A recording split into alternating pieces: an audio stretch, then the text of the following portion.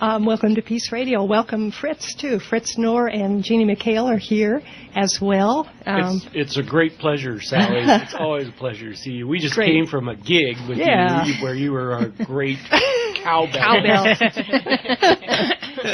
And you were great. What's that thing you play? That thing? Tuba. I should know that. How about tuba? Sousaphone.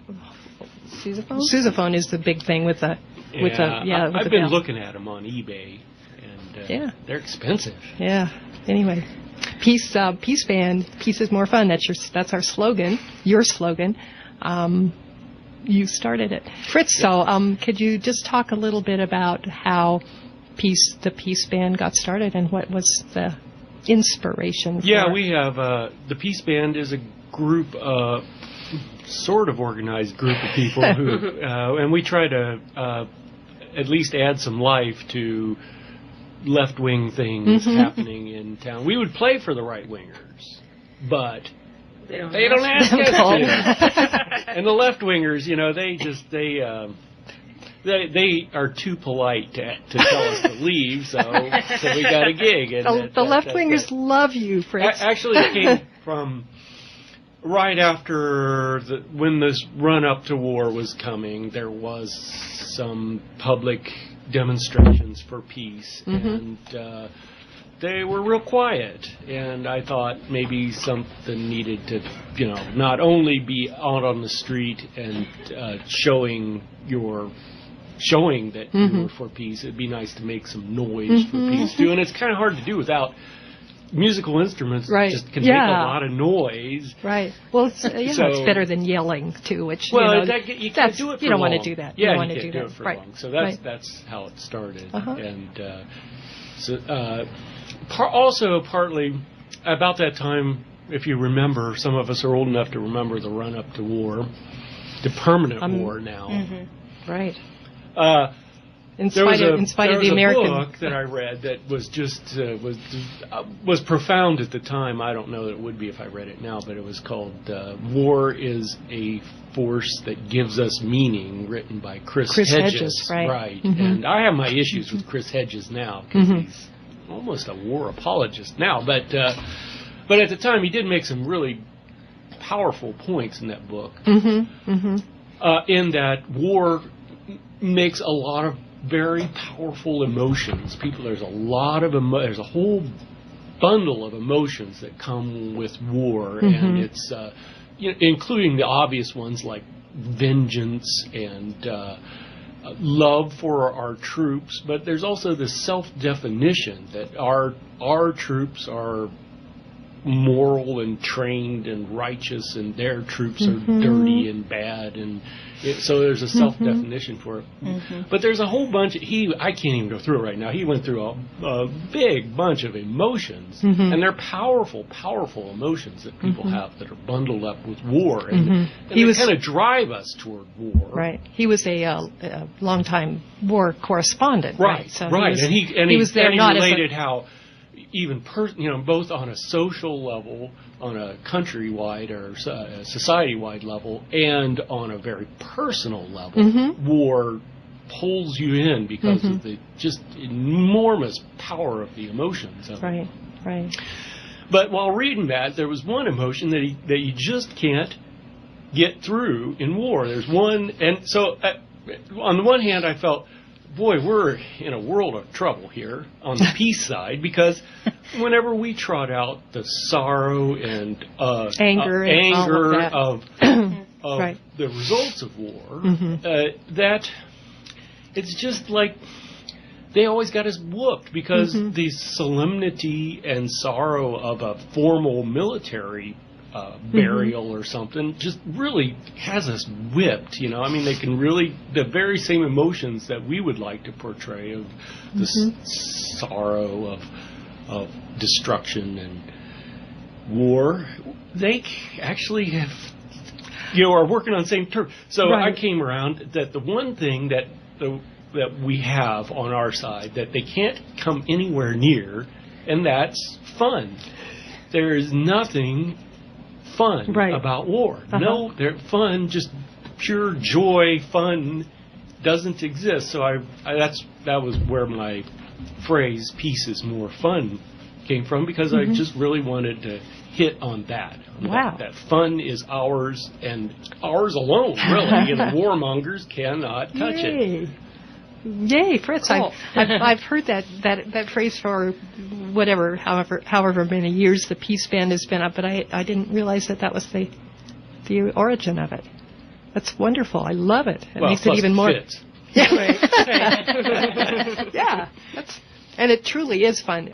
We just had a gig at Friendship Square for the 10-10-10 environmental gathering, and it was super fun. And I just glanced around and saw little kids dancing and people grin. We even got a little tiny bit of applause at one point. They didn't ask us to leave. No. They seemed we didn't say pieces on key or that it plays in the right rhythm. We just said pieces more fun. Right. And we're right. I mean, it truly is. So, what kind of gigs?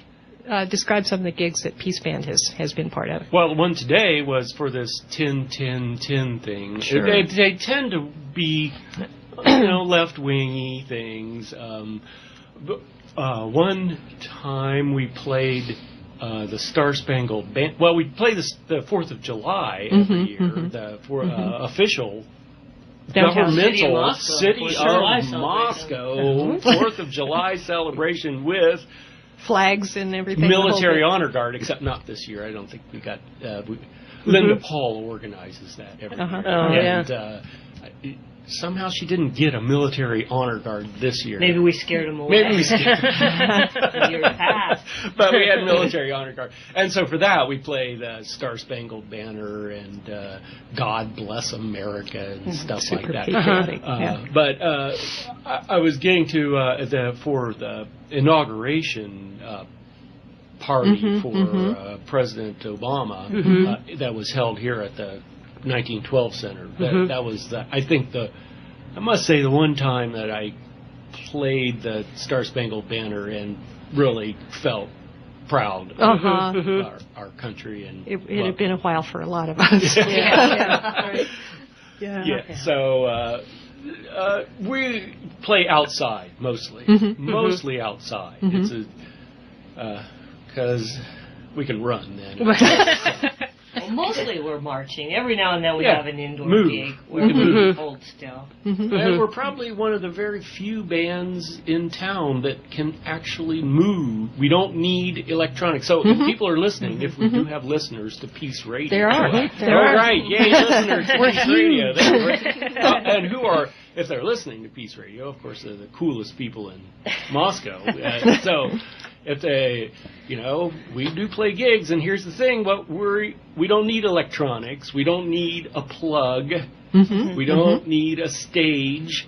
We don't need anything. We just have, because... We just need for it not to rain. Yeah, rain's bad. Yeah. So if you have a gig like that, if you're having a wedding... Well, maybe not. Well, we really want to do a wedding because we've done 3 memorials. Each time it was a really important person. We were glad to help out with each of the memorials that we've played for, but we'd much rather we were celebrating something else, like somebody getting married. And Sally our ministers, so we could be a full service. Anybody planning a wedding, call in right now with your donation to KRFP. And we'll play for you for free. So there's a lot of benefits to the Peace Band. One is we're free, and one is there's a little maintenance. One is anybody can join. Right? Oh, yes. Mention that, Fritz. That's the big thing. That's the reason you don't have came to audition down here into the basement, the dingy basement of the KRFP studios.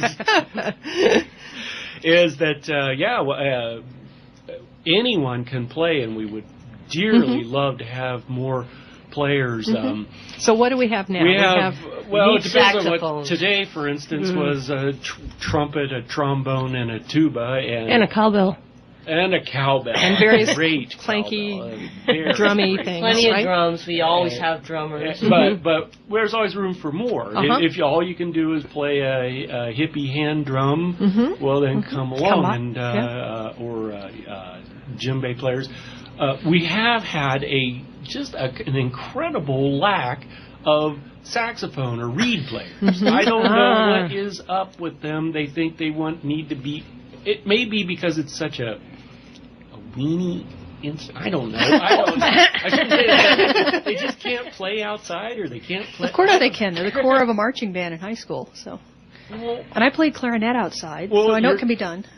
Well, we're signing you up. All right, Jeanne. I donated it to Goodwill 20 years ago. Oh.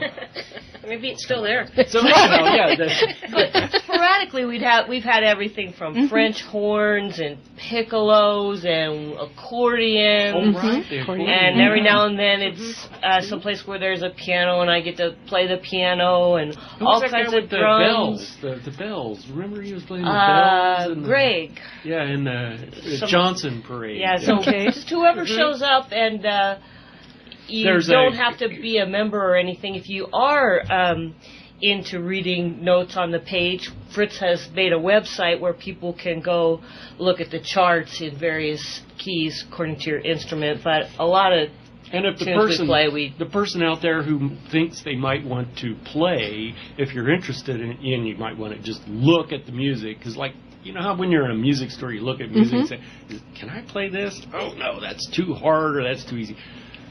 Just go to the website and look at it, and all you have to do is send an email to Sally or the Peace Coalition, and she would forward it to me, and you'll get to the repository of all our written notes, which rarely actually get hit, right where they're supposed to. But it boils down to